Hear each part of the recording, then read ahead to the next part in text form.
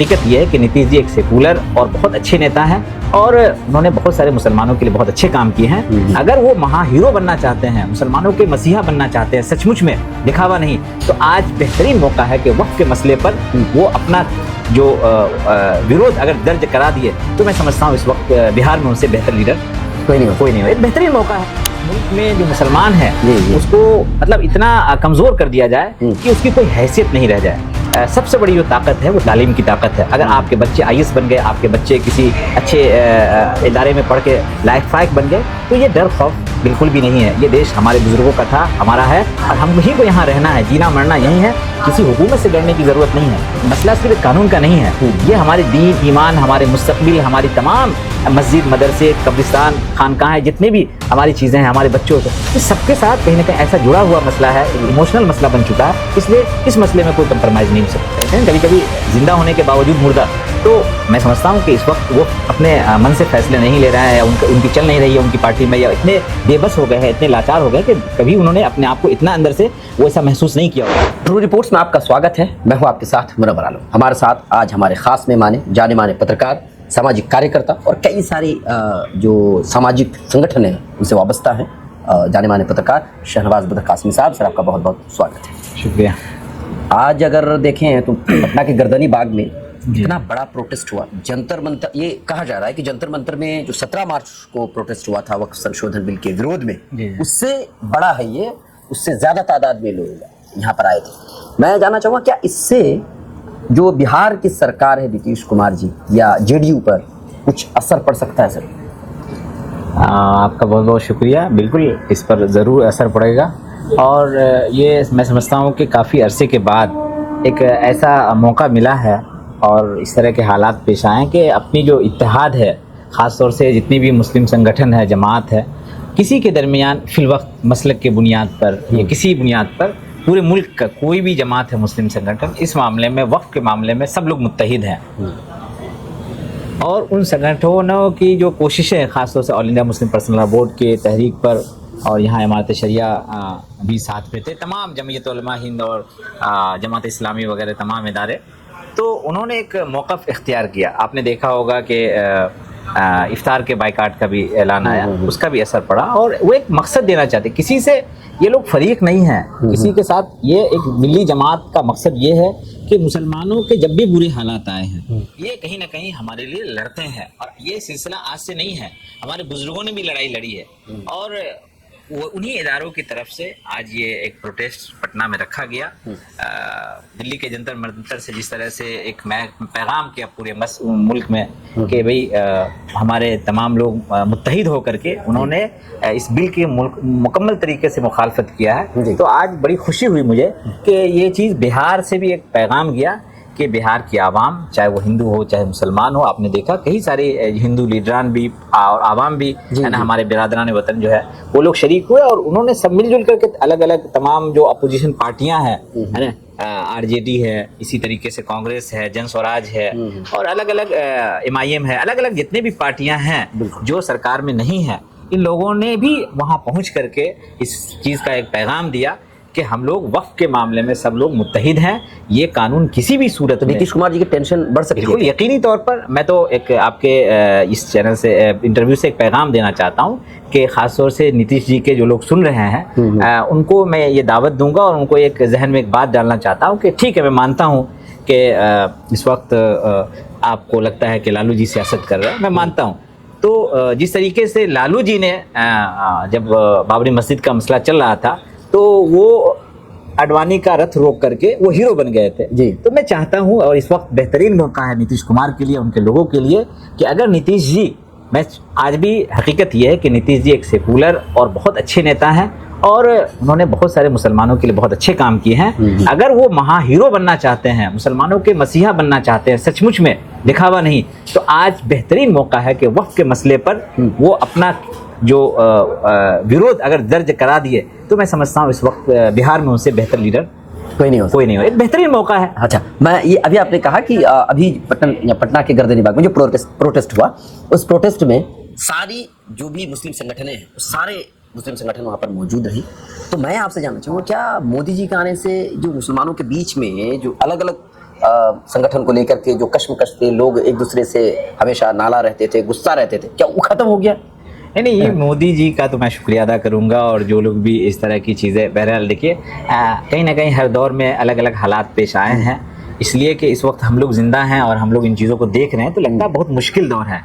ऐसा नहीं है, क्योंकि हम अपने बुज़ुर्गों से जब किताबों में पढ़ते हैं और जंग आज़ादी की तारीख से लेके उसके बाद मुसलमानों में तक़सीम हिंद के बाद जो हालात पैदा हुए, हर दौर में कुछ ना कुछ तकलीफ़ें आई हैं। तो इस वक्त भी क्योंकि बीजेपी की गवर्नमेंट जो है और बीजेपी का जो पूरा एजेंडा है वो कहीं ना कहीं वो एक कांग्रेस मुक्त या ऐसा नहीं है, वो कहीं ना कहीं वो चाहते हैं कि इस मुल्क में जो मुसलमान है उसको मतलब इतना कमज़ोर कर दिया जाए कि उसकी कोई हैसियत नहीं रह जाए।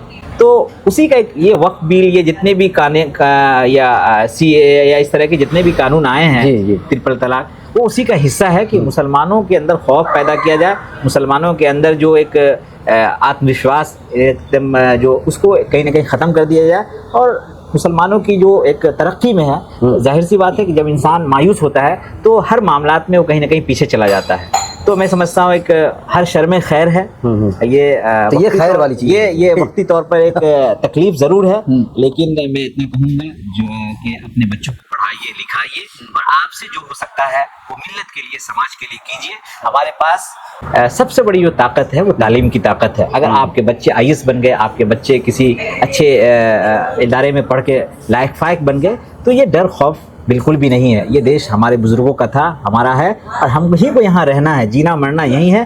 किसी हुकूमत से डरने की ज़रूरत नहीं है।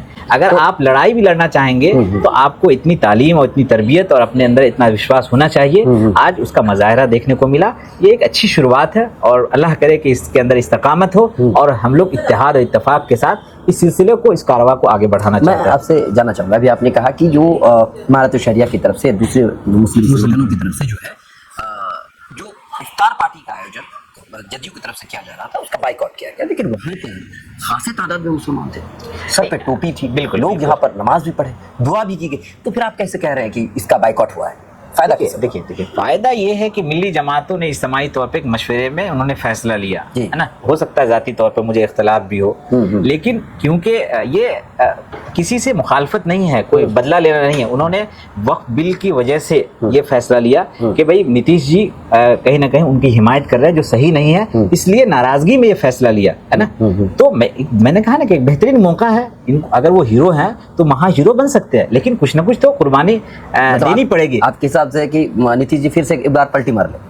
पलटी मारना उनके कोई, मुझे नहीं लगता उनको बहुत ज़्यादा कुछ फ़र्क पड़ेगा। इधर के जो लोग हैं उनका भी दिल बड़ा है, और मैं समझता हूँ कि पलटी मारने का मसला नहीं है। अगर वो फैसला ले लिए तो मैं समझता हूँ सिर्फ मुसलमान नहीं, बिहार की जो अमन पसंद आवाम है, हिंदू भी उनको दिल से पसंद करते हैं और चाहते हैं कि वो जब तक हयात में रहे वही मुख्यमंत्री बने और इस राज्य को चलाए, इसमें कोई शक शुबा नहीं है। लेकिन कहीं ना कहीं अगर नीतीश जी तमाम तर खूबियों के बावजूद अगर वक्फ के मसले पर हमारे साथ नहीं है तो अपना विरोध हमको जताना भी है। और अगर जिन जदयू के नेताओं को इस बात से तकलीफ है, कहीं ना कहीं आप अपने ज़मीर को टटोलिए। और हकीकत में क्योंकि ये मसला सिर्फ एक कानून का नहीं है, ये हमारे दीन, ईमान, हमारे मुस्तकबिल, हमारी तमाम मस्जिद, मदरसे, कब्रिस्तान, खानकाहें, जितने भी हमारी चीज़ें हैं, हमारे बच्चों से, ये सबके साथ कहीं ना कहीं ऐसा जुड़ा हुआ मसला है, एक इमोशनल मसला बन चुका है। इसलिए इस मसले में कोई कंप्रोमाइज़ नहीं हो सकता। जो all India Muslim personal law board के स्पोक पर्सन हैं मौलाना कासिम रसूल इजाज़ साहब, उन्होंने कहा कि जो पार्टियाँ अभी वक्फ संशोधन बिल के समर्थन में हैं उनको चुनाव में किसी भी हालत में वोट नहीं मिलेगा। तो आपको लगता है 2025 में अगर मान लीजिए जदयू किसी भी हालत में भी आपकी तरफ नहीं आती है या वक्फ संशोधन बिल के विरोध में वो वोट नहीं करती है, समर्थन नहीं देती है, तो आपको लगता है 2025 के बिहार विधानसभा में उनको नुकसान हो सकता है? बिल्कुल नुकसान होगा। नीतीश कुमार एक सेकुलर और मुस्लिम परस्त नेता खुद को कहते हैं, लेकिन कहीं ना कहीं उनका जो मौक़िफ़ है इस वक्त का, क्योंकि वो कहते हैं कभी कभी ज़िंदा होने के बावजूद मुर्दा, तो मैं समझता हूँ कि इस वक्त वो अपने मन से फैसले नहीं ले रहे हैं या उनकी चल नहीं रही है उनकी पार्टी में, या इतने बेबस हो गए हैं, इतने लाचार हो गए कि कभी उन्होंने अपने आप को इतना अंदर से वो ऐसा महसूस नहीं किया होगा।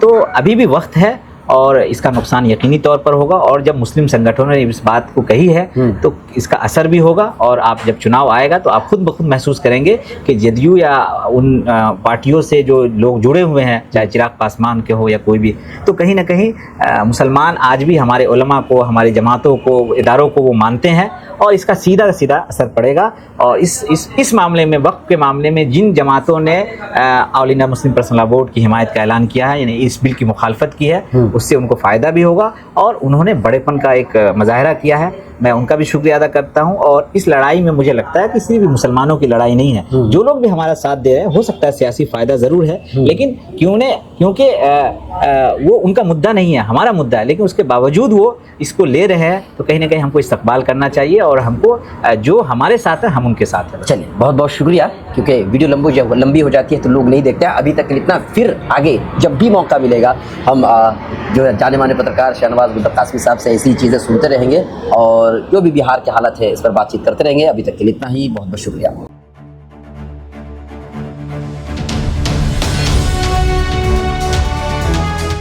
ट्रू रिपोर्ट्स, सच आप तक।